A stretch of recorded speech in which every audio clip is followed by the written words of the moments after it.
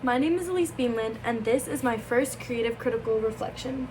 The question for this part of the CCR was, how does your product use/challenge social groups or issues? For this part of the CCR, I wanted to break it down into 3 aspects. The first part that I'm going to discuss is the complex friendship dynamics discussed in my film. This includes arguments and differences in maturity levels. During teenagehood, friendships are extremely complex, and this often leads to altering dynamics, which is represented in my film. The second aspect that I wanted to discuss is clashing social groups in my film.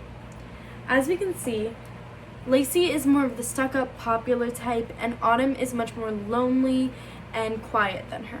This means that they have 2 very different clashing personalities, so they don't really fit in the same social group, and when 2 different social groups interact with each other, it can often lead to conflict. I believe that my film represented this very well, but obviously it took it to the extreme, not only surface level. The third and final aspect that I have of this portion is differences that lead to social issues.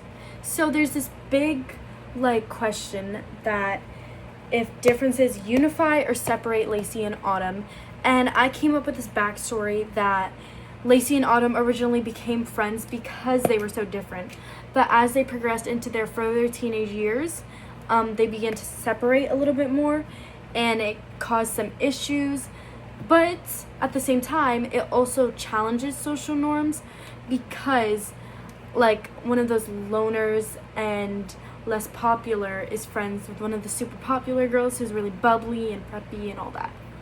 Overall, my product represents 2 different social groups, but many different social issues, and I believe that this impacted my film intro and it made it 10 times better.